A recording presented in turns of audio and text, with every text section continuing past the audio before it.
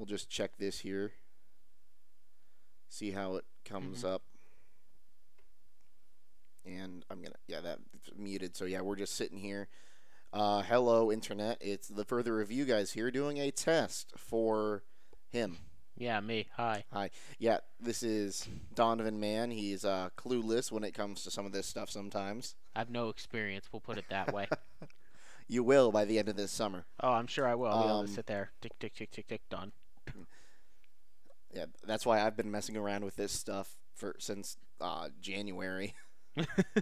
Well, you're using a different streaming source than we are. I mean, it's about the same. Is it? I'm still going through OBS the same way. Mm-hmm. Yeah, but how about those Cavs? Don't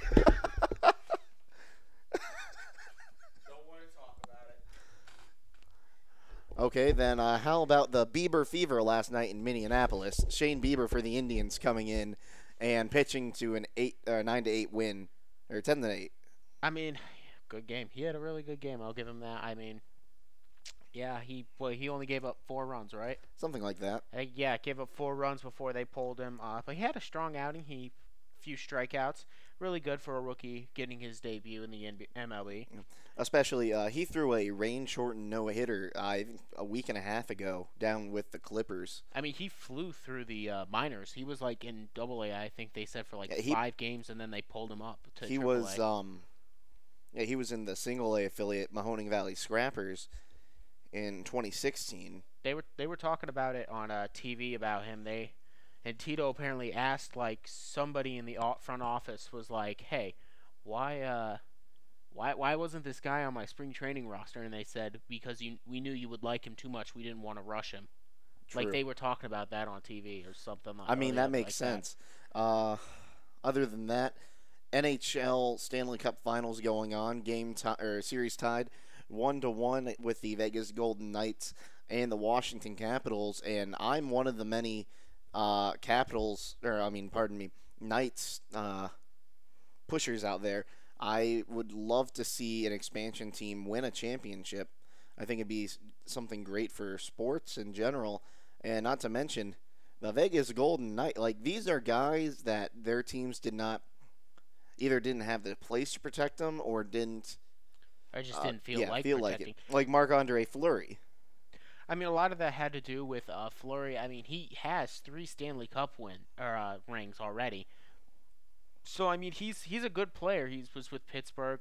I think he's proven that. I think Pittsburgh decided to go with some youth as opposed to just some regular, we'll keep the same old. I think Vegas lucked out there. Fleury has certainly proved his value. Would not be surprised to see him win. Be a part of if Vegas wins, be the Stanley Cup MVP. But that's still to be determined. Still a long series. I still say Vegas in 6, partially because the Capitals can't win at home in the playoffs. Don't they only have like 3 or 4 wins at home during the playoffs? They only had 1 against Columbus at home. Only 1 against Columbus. They only had 1 or 2 against Pittsburgh, and only had the 1 against the Lightning. I think they've gone to at least 6 games in every series they've been in. I do believe so. That is correct. They went to 7, 6, and 6, I think. I mean, right? Because they beat the Jackets in 6. Yeah, they beat the Jackets 6. I can't think of the Pittsburgh series. I forgot that series. I think they went to 7 with the Pens. They went to 7 with the Lightning and 1 and 7. So I think they went 7, 7, and 6. That was only a 1-0 game too. That game 7, wasn't it? I think so. Against the Lightning. Yeah, and then Vegas has been the biggest surprise if you look at it. I mean, if you think Vegas expansion franchise, people just, it's an expansion franchise. They've got players that people didn't see good enough, so they probably won't go anywhere. Now they've gone somewhere, and they're shocking the world. And the thing is, if this is what I have said, if Vegas wins the Stanley Cup, it means 3 things. There's 3 chain reactions. 1, they set the standards incredibly high for their team in the future. I mean, you win it in your first year, you're going to be expected to win it all.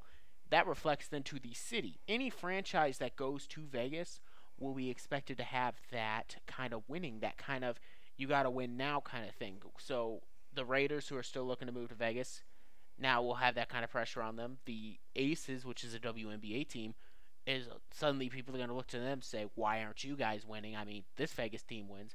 Right. And I mean, you have to think it's going to have repercussions in expansion drafts in the Mm-hmm. future in the NHL. Not like with rules coming in, but the team's players protect. Like William Mm-hmm. Karlsson scored, I believe it was 4 goals for the Columbus Blue Jackets 2 seasons ago. This or last season. This season, he scores 40 plus in the regular season, and he's a big reason why Vegas was able to go to the Stanley ESPN Cup report. final.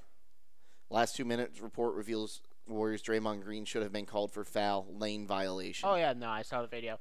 I wonder what the 2 minute report will say about that Also, charge, not charge. since when is a they said they stand by the decision to go back, but since when is a charge a reviewable offense? It's under 2 minutes. If you're look, they say if you're looking at a lane violation, you can also look to see if it's a charge or a block. That's To that. me, if you're gonna say you can look at that, then you should be able to say, well, then we should be able to look at all fouls. To me, it's that's a terrible call. I don't think it should have been overturned. I think he was in legal guarding position. He clearly wasn't in the restricted area. Then play never should have been reviewed to begin with. But for what that and the two clean strips that they called reach-in fouls on Kevin Durant or that helped Kevin Durant. I don't know what went on. And then of course you got J.R. Smith dribbling the ball out when he thought because he thought they were up or he thought someone was going to talk whatever. And then last week we had the busiest week in racing with the Indianapolis 500, the Coca-Cola 600, and the Monaco Grand Prix. I don't watch Monaco much or the Formula One much. I don't watch Indy much too. I didn't get a chance to watch the Indy 500 this year because I was actually at the Coca-Cola 600. My family got out there around 12 o'clock. We went around, hung out at the track, saw the fan festivities. 7-Eleven was giving out free Slurpee samples, and they were giving out bags of gummies. Crap, I left those gummies at home, and now I'm mad because they were good too. Um, and then coupons as well. Coke was giving out free stuff, but the race was. I mean, Charlotte's not too exciting of a race at times, just because mile-and-a-half tracks they tend to get spread out more.